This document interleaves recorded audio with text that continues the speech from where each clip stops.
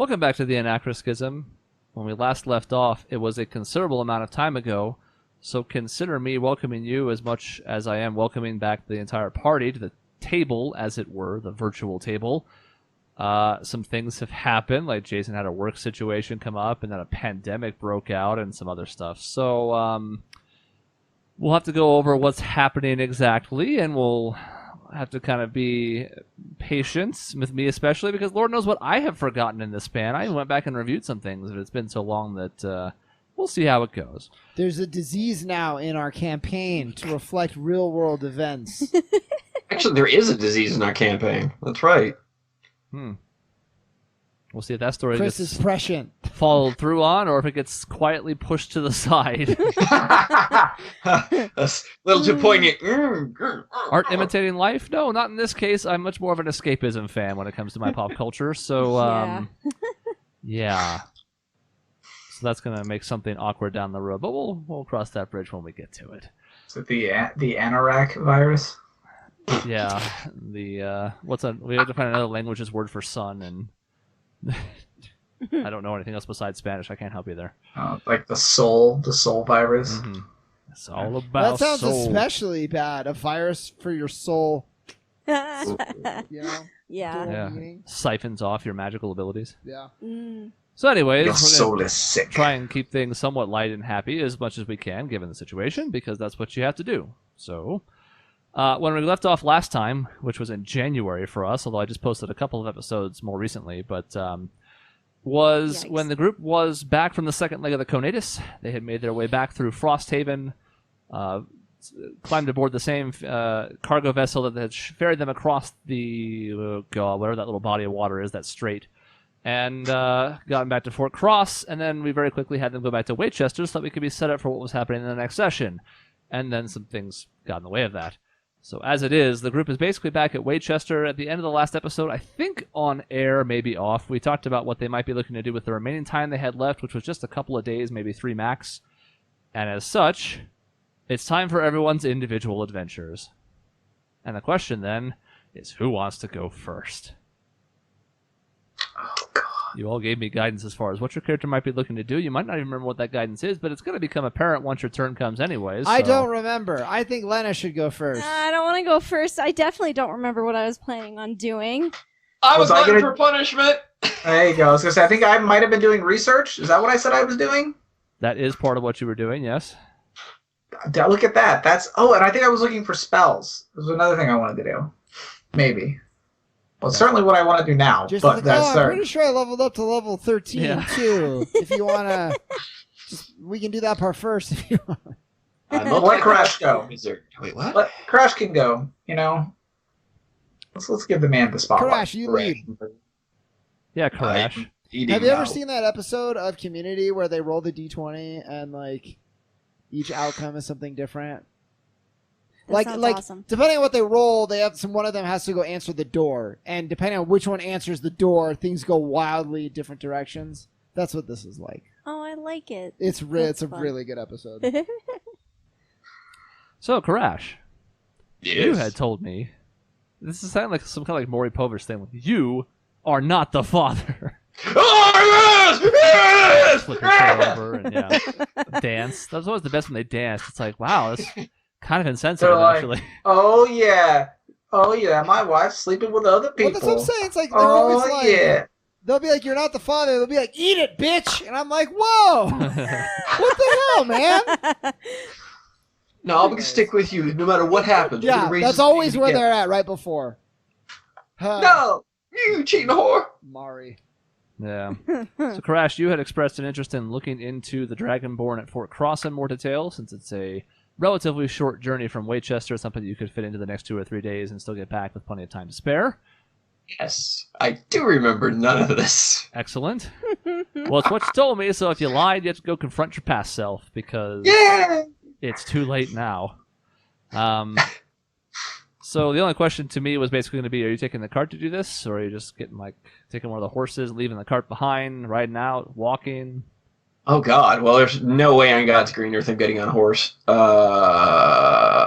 Is there any reason why I couldn't take the horse and cart? Like, are you guys gonna need it? I don't think that what anybody else was doing, they should need it. No, All right, well let's do this. that's their call to make, not mine. But I mean, it looked like everybody was fine with it. There was a lot of shrug, so for all they know, I'm going to take it into the woods and I'm going to torture it. And I mean, look, if someone like rolls in on a horse and steals my belongings and rides off, I'll be like, man, I wish I had a horse, but as far as I'm concerned, I'm not going to need one. all right, Then roll on. hop it on the front seat of the cart. I need you to make an animal handling check. Yeah, I knew this was coming. So the horses like we're recognize building. you. You've been traveling with them long enough now that it's not like, who the hell is this guy? But it is still a little bit weird because you're not normally the one driving.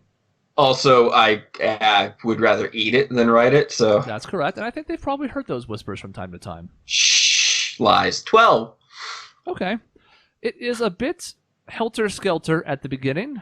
There is not pushback per se, but there's just this kind of reluctance at first because it's like, where's the rest of the group? Where's the one that we like? What's happening? But they are at least familiar enough with and trust you enough that it doesn't take too long into the journey for them to be like, all right, fine, whatever. And given that they've actually had the night to be back in a warmer, much more natural climate, they're also a lot less hesitant about the idea of ferrying anybody anywhere that they would have been the day before if you guys had been like, let's go ride around Frosthaven for a while. They would have been like, ha, ha, ha, ha, and they would have like clumped on the sides and refused to go. A few hours journey takes you mostly north, a little northeast, and you are once again at the familiar exterior of Fort Cross, having just seen you both the 2 days before and the day before in passing, or I guess 3 days before, whatever. Having seen you a couple times recently in passing, the guards at this point don't even question your reason for entry. They recognize you in particular because of your exterior appearance, and as such, there's not a whole lot of pushback as far as letting you in. They swing those giant iron doors wide open and permit you entry back into Fort Cross, which is largely unchanged from the last time you saw it, which is to say very military focused and very few people milling about without purpose. All right, cool. I'm gonna take and where was it? What was the name of the place we no. Nope, that's the name. The Powder Keg? Powder Kegs in Frosthaven. Yeah. Remember? Or Powder. is it? I can't remember if it was Powder Keg or Every Dog's Day. I got both written down. I don't have a note on which one we actually used. I just go to Powder Keg and put up the horse in whatever stable it is I've got there. For the benefit of you not making a bigger fool of yourself, I will tell you that both of those are in Frosthaven. Oh, I'm in. Kerash goes back to Frost. Don't mind me. Where am I? You What would probably city am I just in? barely make it back in time if you made the journey back across the strait and then back again to get to this side of the mainland. Oh God, I'm not a smart man. Fort Cross only had basically rudimentary Oh God, okay, lodgings yes. because it's not really meant for pedestrian travel. It's more of a pass-through, and then obviously the military itself uses the premises. But the majority of that stuff was sort of closed off to regular folks just passing through. There was a section that basically ran between the front gate and the port that allowed for people that would come through passing to get through. But as far as the greater part of the fortress itself, you have not really been there yet. Okay. I would say make a charisma check I am very charismatic. because Streetwise doesn't exist anymore. No. So we'll lean into the things that Kerash is good at Yay! Where's the button? for now. Push the button. Just a straight charisma. Straight up charisma. 13. So you spend a few minutes just kind of walking about, talking to anybody who will at least kind of acknowledge your presence. Again, it doesn't seem to be an unfriendly thing, and it's not an anti-Dragonborn thing. It's more just some people don't seem to have time for you because they're hustling about to other business that requires their attention. But you are able to catch the eye of a few passers-by, and a couple of them mentioned that Persis, one of the 3 Dragonborn who was mentioned to be in the area, is currently attending to some minor wounds in the medical unit area. Oh, Persis, Geveroth, and Wargar, right. Persis, Gorovroth, and Wargar, yes. Geveroth. Yeah, alright, I'm gonna go try and find me a Persis.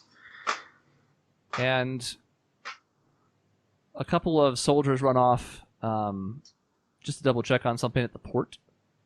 And when they come back, they basically went to go talk to the captain. And because you were in excellent standing with Captain... I put the name down here, Bradford. Ah! Because you were in excellent standing with Captain Bradford, having talked her ear off on the ship on your way to Frosthaven last time. They basically sort out who you are, what you're doing here, what your connection is to that, and they escort you inside the much more staunchly defended interior of Fort Cross. And everything about this place is sort of off-putting to you. It reminds you of the magical blocking room that... oh, God, this is where I'm going to be way too out of practice on this. There was that one woman back at that one city who had that magical room. You know the one. Yeah. Nope. No, even before that, it was in. Oh It yeah. was like the noble. Glen She was Togo. cool. Yeah. Lorene de Grey's house had I was that gonna say room Lauren. I knew it was like an L something. that was essentially made out of some kind of strange metal. Well, to your knowledge, Kerash, some kind of metal that blocked magic and was weird and not anything like that. Now this entire place almost sort of seems to be constructed out of just metal and iron, and the interiors are the same way, where having wandered through the hallways of Abarrow Castle recently, it's been like, oh, look at all this fanciness, and oh, it's all so neat. And this is very utilitarian. It's all just constructed for strength, and there is no extravagance or anything placed without purpose inside here. Good lord. You see a variety of soldiers milling about the interior, and the couple that you talk to outside leads you. It takes you about 5 or 10 minutes just to get through this massive interior. And it's strange because you can actually see some of the interior dips downward. They don't lead you down any of these paths that go in that direction, but it seems like some of this is actually underground. In addition to the top of the structure being well built and fortified, it sprawls even further in this some kind of like underground, almost catacomb-like system that they don't lead you to. The medical ward is actually up on the first floor, but they lead you inside unless you have anything you're talking to them about on the way in. Not that I can think of. Okay. I do not like this unnamed NPC. Leading you inside the medical ward, you see all sorts of soldiers. There do not appear to be any civilians in here. It seems to be only people either in full regalia or just, maybe you can see like they have the top or bottom removed so there was easier access to get to an injury or something, so they may not have their military issued uniform on completely, but you can still see remnants of it. But for the most part, it seems like everybody who's in here is actually connected to the army in some way. And scanning the room pretty quickly, because there's not very many of these folks around, doesn't even take a perception check to realize that in one of the beds, laid up but not looking in terrible shape, is another blue dragonborn. And I do not know any of these three, do I?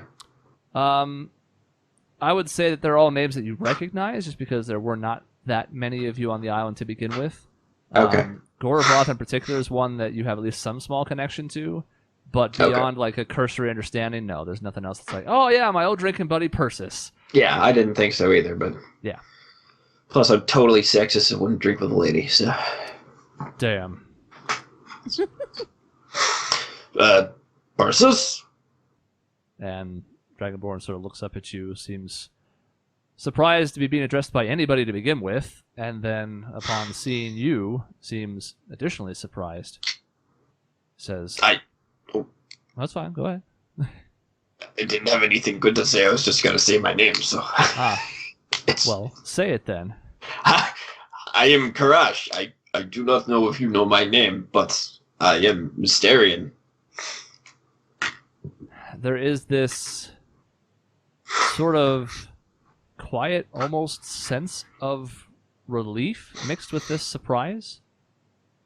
And he kind of gives you a once-over. He seems especially interested in just the markings that cover you?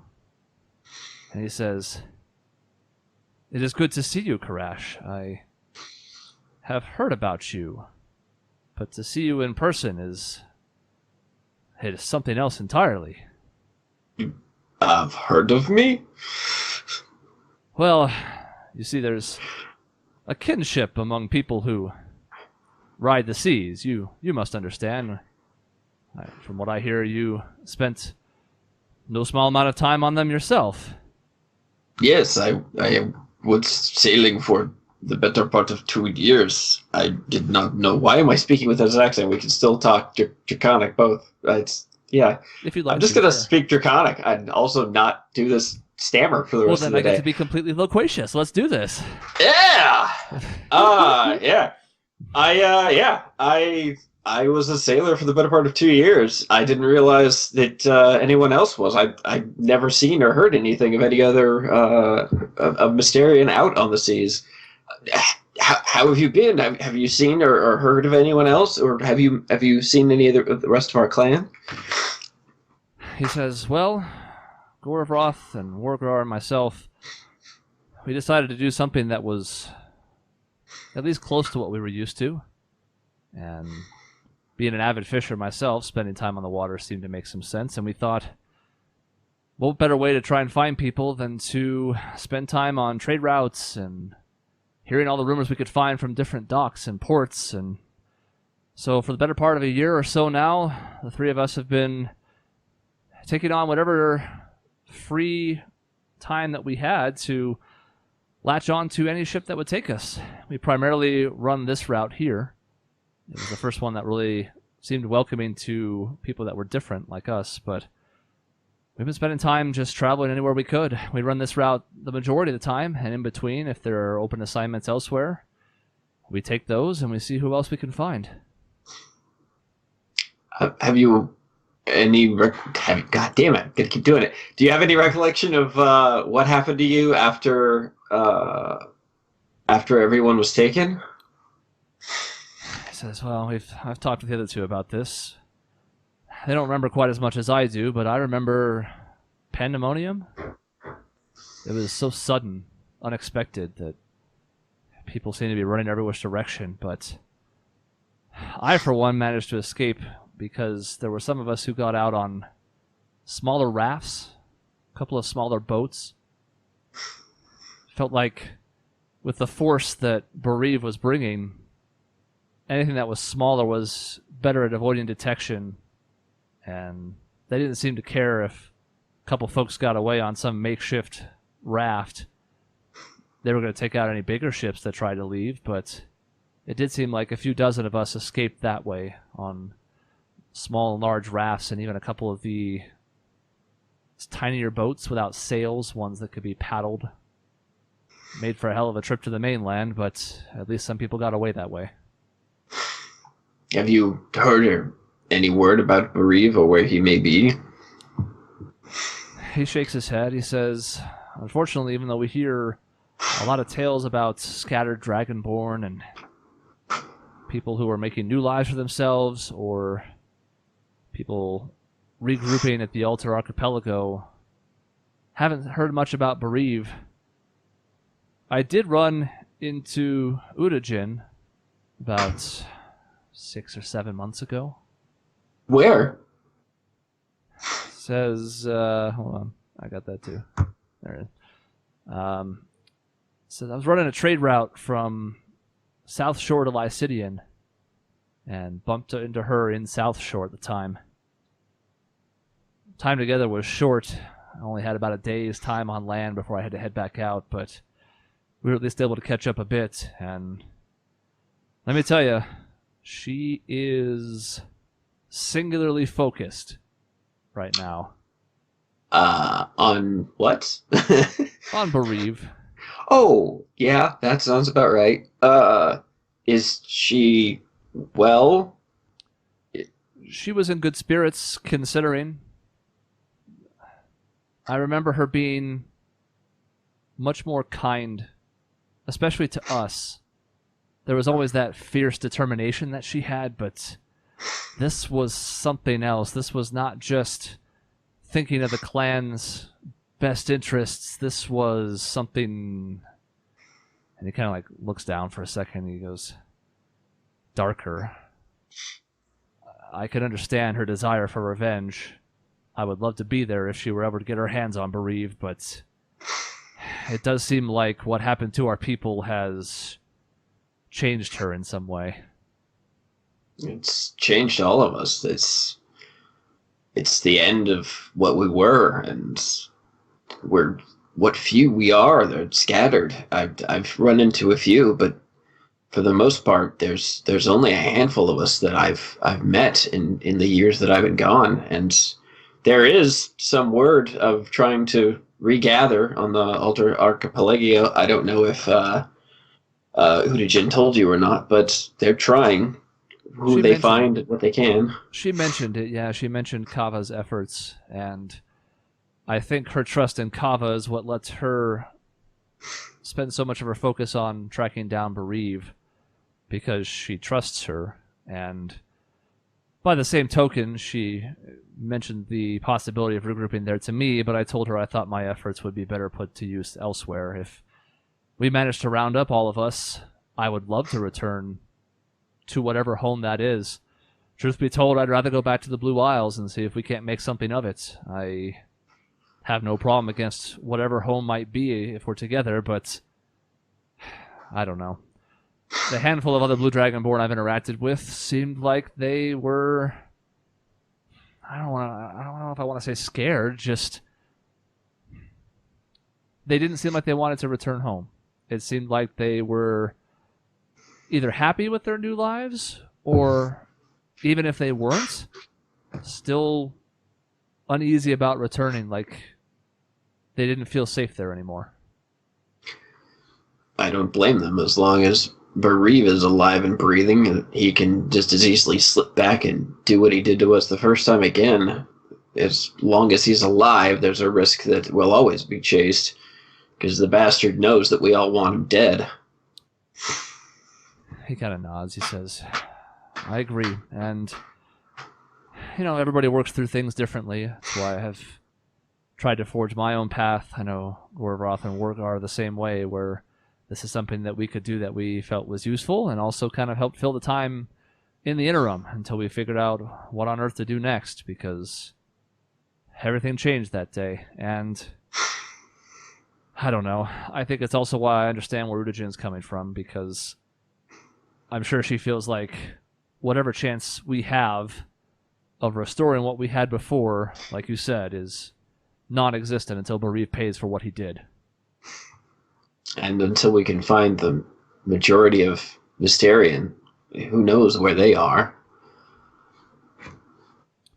Yes, and that's been the most frustrating part about this is we knew some got away. We knew many more were captured.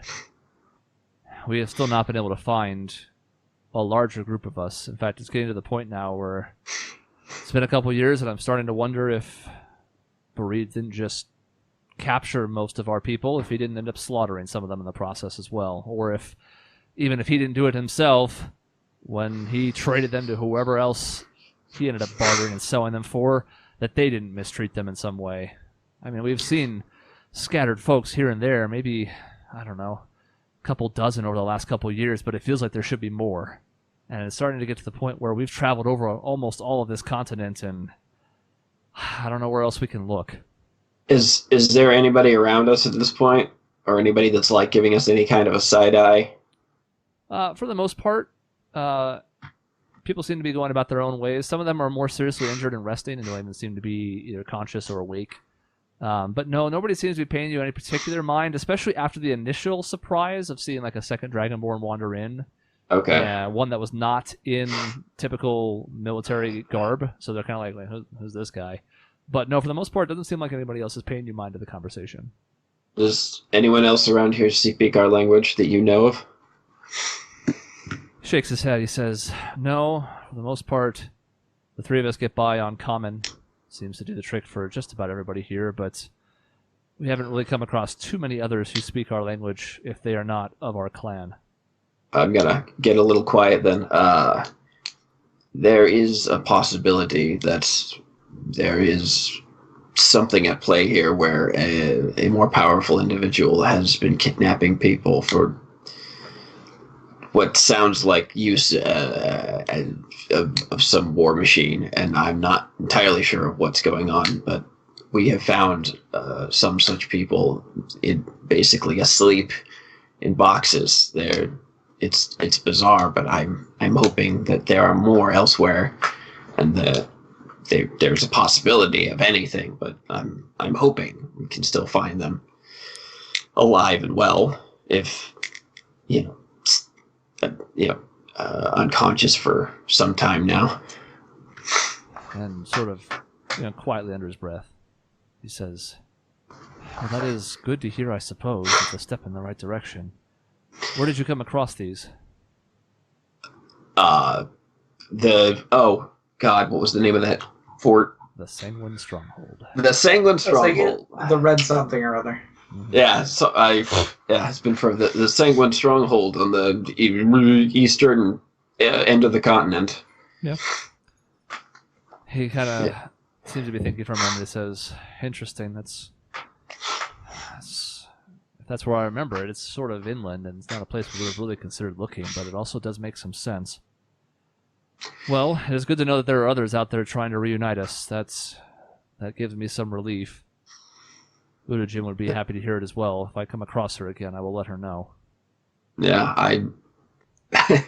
there will be a lot of sharing should I run across Udajin, or any of the rest of us for that matter. I've seen a few, but for the most part, they are, like you said, happy with where they found themselves, and I can't blame them, but it does make my heart hurt that they don't want to go and return home. And maybe they will once this is all done with, but for now, I understand, even if I hate it, and I hate the situation that brought us to this, but in the meantime, I have made friends here, and we are helping one another with our various problems for the moment, and our travels.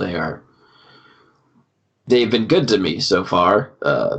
I don't understand a lot of mainland culture, but I don't think they're bad people, but they are very odd. I don't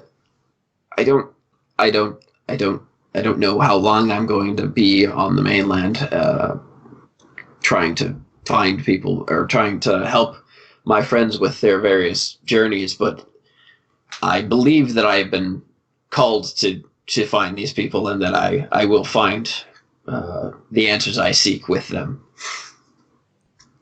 He nods. He says, "I'm glad to hear it. I sort of expected to..." And he's kind of quiet again as he looks around the room. He says, "I thought maybe there would be more pushback for our kind, but while the mainlanders do have a lot of strange customs, it also seems like for the most part they are accepting of people that are different from them.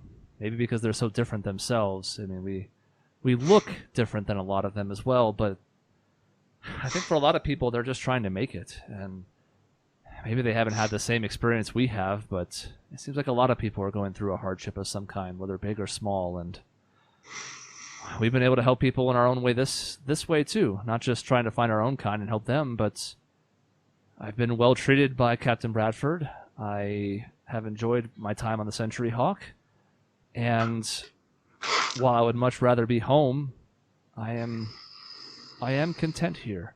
Now, unlike those others you came across, I would give this up in a heartbeat if it meant getting back what we had, but like you mentioned, I don't think that's possible until we get our hands on Bereave, and as much time has passed, I'm starting to wonder if even once that threat has been dealt with, that there won't be some of us who just don't want to go back.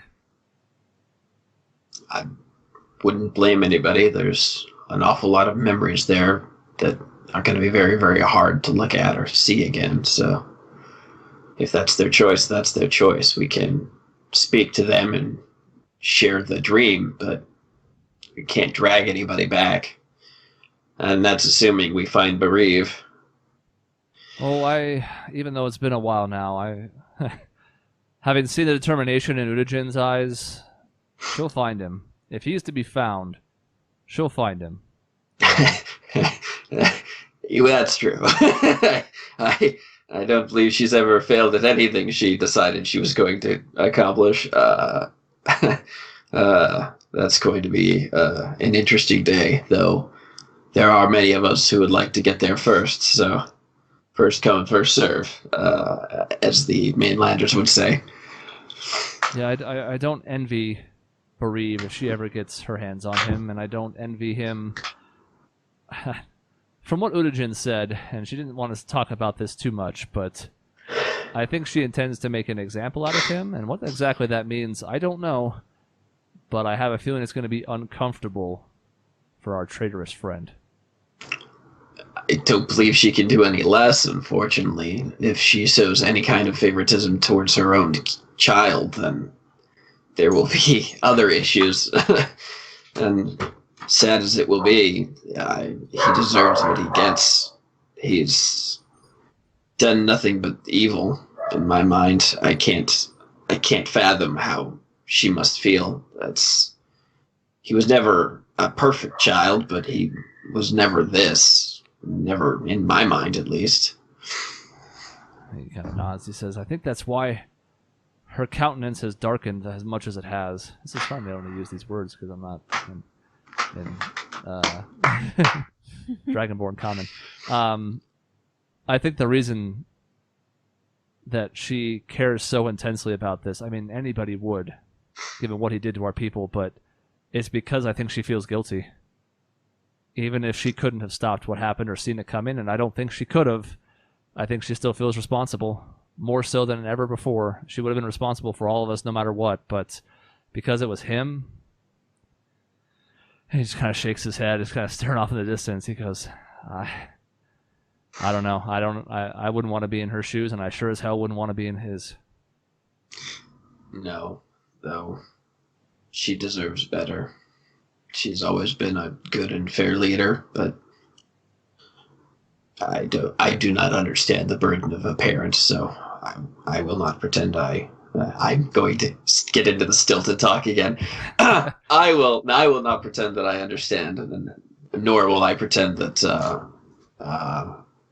I can be in his mind any more than hers, but it will be horrifying, to say the least, when the two of them finally meet. I do not think it will go well for Bereave, and whatever happens, Udajin's going to carry around a lot with her for the rest of her days. Just gives you kind of a solemn nod. He says, well, how long are you here? Are you passing through? I don't recall how much time I have. Do I have like 2 days? You have like a night? Yeah, that's what I thought. Yeah, okay. I'm here for the night. I knew the three of you were here, and I wish to catch up and speak with you and share what news you may have and what news I have. Should you find yourself on the eastern shores, David, do you know David? He thinks for a second. He says, name sounds familiar, yes. David has borrowing a house we were gifted, at least temporarily, in, oh God. Cigar Cove. Cigar Cove. I knew it was Cove. Cigar Cove. And we've been directing anyone we see from Mysterian back to either her or to the Alter Archipelago to gather and see what they may, and sharing with whomever whomever they meet in Mysterian the both of those plans. But I would advise you to get very quiet again, to keep that to yourself. At this point, I don't know that I distrust anyone in Mysterian, and I ever would, but it's hard not to be extremely cautious with any news of our people. I don't know that I could handle it if we lost more of us to just carelessness with news. Understood, brother. It is good to know there's a second place that we can send people if they need a safe haven. I'll be sure to share it only with those who need to know. What are your plans then? Where are Wargar and Girvaroth? They both took a post with another ship a few days ago. May not be back for another couple weeks, but they're doing well. I mean, all three of us have made pretty solid arrangements for ourselves in this place, and it's a lucrative industry. There's always things that need to be taken elsewhere and goods to be delivered, and they seem, like myself, in good spirits. Again, I don't know if I would say that they're happy, and I wouldn't want to speak for them, but they're at least content, having made something of nothing. I mean, we all sort of made it to the mainland with barely anything to our names, and at least in this regard, some of us have started to get a backing for ourselves. I am going to have a moment of, oh, what? I'm sorry, I completely lost track of what was going on. Why are you here? Are you injured? And yeah, you're been so singularly focused on like, oh my god, Blue Dragon Board, ask questions. Oh my god, hi, how's it going? That as you kind of give Persis the once over, you realize he's got a pretty heavily bandaged forearm on his right arm. And in response to your question, he says, I was careless on a run a couple of days ago and nicked myself on the deck, and, well, it bled pretty good.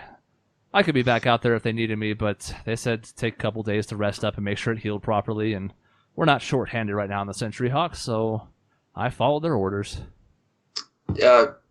Please, if you will, I'm going to gesture for him to lean over the arm, or her, rather. It's a he, but yeah. Oh, I thought it was a her. I forgot Persis is a woman. Whatever.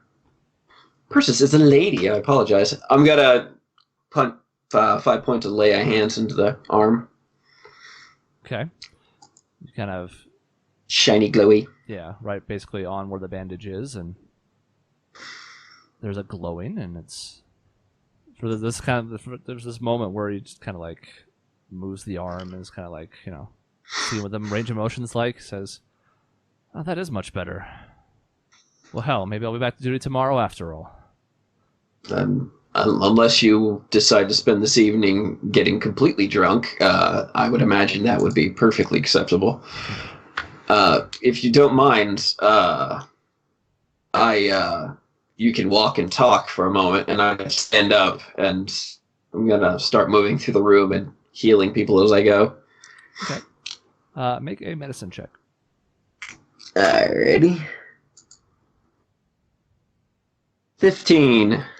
Okay. You guys kind of carry on conversation, catching up. He's curious about how you got off the island, and you can share that if you so choose. Is he questioning the fact that I'm just healing people? Not particularly, and it seems like, and even in conversation, it kind of comes up that at this point, unlike your guys' sort of sheltered time on the islands, him in particular, having traveled around a lot, has seen a lot of things since then, to where it does sort of give, you initially healing him gives him pause for a second, but he doesn't really seem to question it. It's more kind of like, yeah, there's some stuff in this world that's different, and I don't really understand it, but I've come to terms with it. Yeah. Kudos. So you guys kind of talk as you move around the room about less, how do we say, sensitive issues, so that you're not worried about the people overhearing. Yeah. In making the rounds, laptop screen just went off. Hold on. There we go. The general vibe that you pick up on as you make your way around the room, healing people as you can, either with lay on hands or just with, making sure that their bandages are all up to snuff and that their treatments are all proceeding as planned. A lot of the people here have been injured protecting folks from monsters, particularly outside of cities where there aren't a whole lot of incidents like that. But obviously on the road, as you've seen in your own travels, there's all sorts of weird and interesting and dangerous stuff out there. And a lot of them seem to be nursing injuries from that, because one of their main tasks is protecting the populace. A handful of them are nursing injuries from training exercises that got a little bit too frisky. But for the most part, these all seem to be like standard physical injuries, particularly that you would expect among those who are trained in the art of war. And in making it past through the room, you are able to help a lot of them speed up their recovery time. Okay. I'm gonna ask Persis what his plans are with the rest of the evening, and if he wants to go grab a beer and hang out. I will tell you what. Before we get to that, make a persuasion check. Crap. I'm good at this one. Come on. 13. Crap. 13. I have a Not plus terrible. 7 for It's not Pete's sake. terrible. Yeah, I have I a mean, plus 7. 13 at level 8 is not great, but it is not terrible. I will say, over the course of sweeping the room and helping people with their injuries as you go and keeping up conversation with Persis, one of the female soldiers who is less injured mentions that she was assaulted while investigating an oasis near Kalasabia, which is a desert town. Yeah. And in a brief kind of back and forth conversation, just trying to figure out what happened. You know, she's making small talk as you work on her wounds. She's got like a head bandage. She got hit from behind. And she says she never saw her attacker. And that even though she thought she was alone out in the desert and there wasn't a lot of reason to think there were other creatures nearby, she could have sworn she heard what sounded like a young girl giggling. You don't like that one. All right. I'm gonna. She got any more details than that? Can I get anything else out of her about the specifics? Is that as much as she recalls? So she was just going to the oasis to refill her canteen. She was kind of separated from her group, and that's the last thing she remembers is hearing that. And then she was knocked out. And when she had been missing for a while, the group came and found her, and then made sure that she was taken care of. Did I ever buy a map? I know I went to a map maker, but I don't remember if I purchased a map of the. I don't know if I remember either. Okay, I don't think I did. I think I just asked him about the City of Indemnity because I'm a total tool. Way back then, yes. Yes. I'm gonna do my best to get an explanation of where this oasis was. Okay. She says, best of her knowledge, it's maybe 20 miles north of Kalasabia. Okay, is it a commonly known thing where I would reasonably give directions as I got closer? She says in her experience, she hasn't spent a lot of time down there, but there are several of these scattered about the desert that travelers will sometimes use if they're forced to go through the area. But that there shouldn't be anything else in too close a proximity to where it should stand out, at least. Okay. I'm going to... She mentions it was... Oh, God, I have to remember how many days it's been. Oh! About 5 or 6 days ago. That's where she teleported off to from where we were. Ish. It's a good bet. Yeah. Yeah. Okay. Is there... She's got like a evil sister, more evil sister out there. Lovely. Is there I'm gonna explain to Persis what the significance of that was, in whatever detail. And I'll also kind of explain the general political problems that have been going on that I'm utterly befuddled by. What's her more powerful twin? Yeah. Or their triplets? Well, I stop there, man. Hextuplets, right? I mean, anything is possible.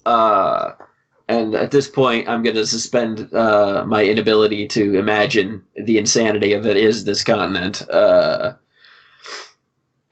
God. But she was okay. She was left alive, obviously. Yeah. Was she with anyone? She was with the rest of her platoon.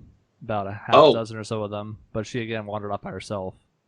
Oh, okay. So she was okay. And they found her shortly after. Yeah. So yeah, okay. So they weren't dead. It was just she got unlucky. Yeah. She kind of went ahead of the group. Something happened. They found her not long after. wasn't dead. Took a pretty heavy, like, blunt force trauma to the back of the head, but other than, healing, she seems to be all right now. I'm going to cast Detect Magic. Okay. This is 30 feet, and it's like what school of magic might be in play, yes?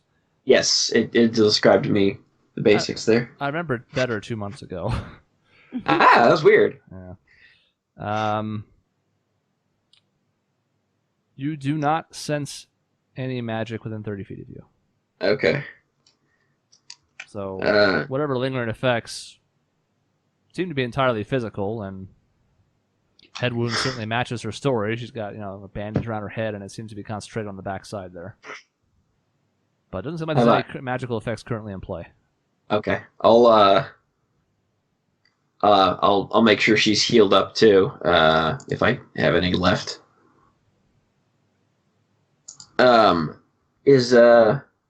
Yeah, I got nothing else for her. I can't think of anything else to ask at this point. Okay. I'm just gonna carry on with the healing and talking to Persis and ask if he wants to go talk more and hang out. So in response to your comment about the girl, he says, well, I've seen and heard of some strange things in the last couple of years, but that is certainly something. Yeah. Beyond most of what I've heard in that time. It's kind of like a magical child that has absolutely no sense of empathy for anything.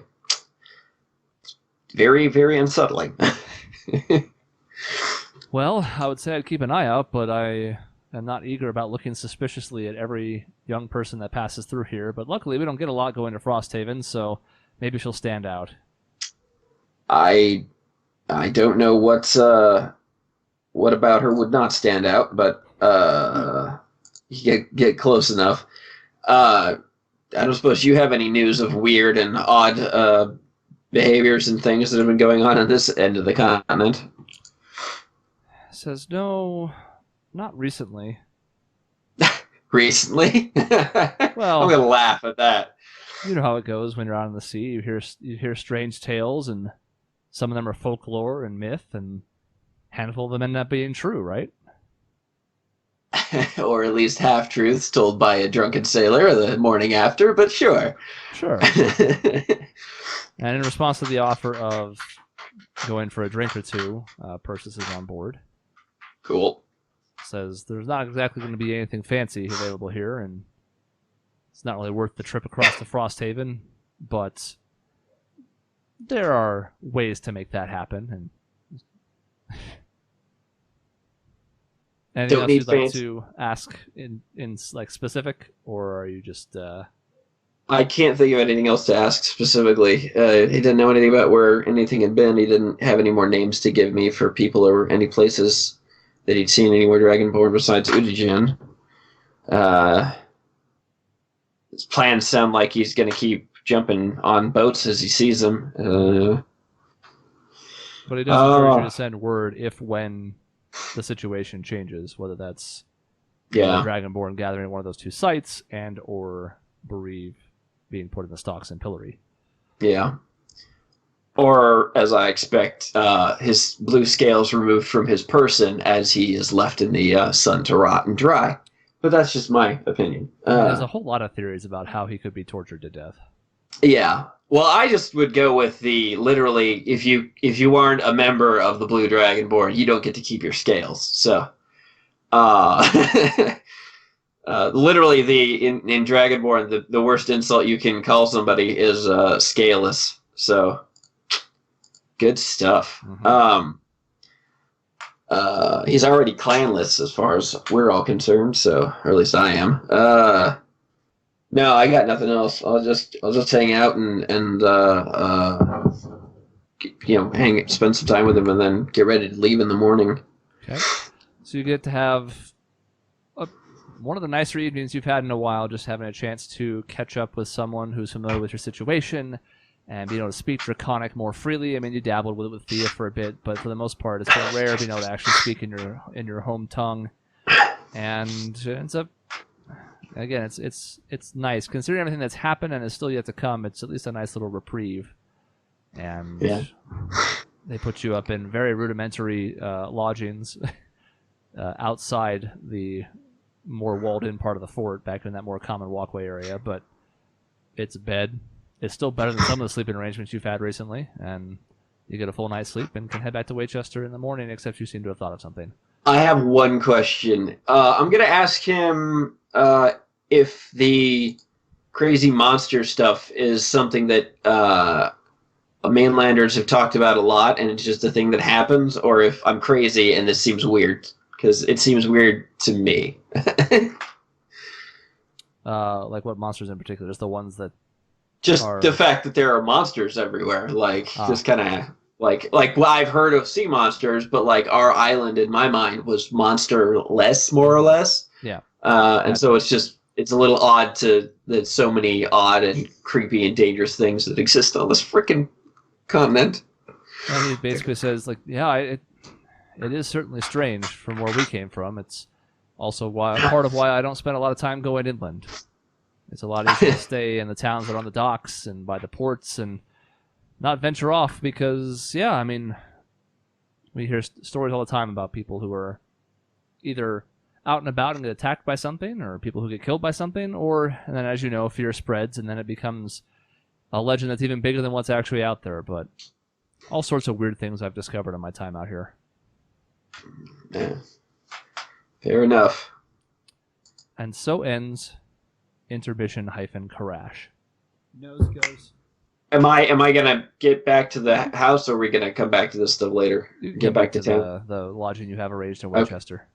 Okay. Jason and I were on top of it. Michaela's nose never even reached, or her finger never even reached her nose. I was distracted. I'm sorry. Looks like Lena's next. Oh God. Ah. Okay.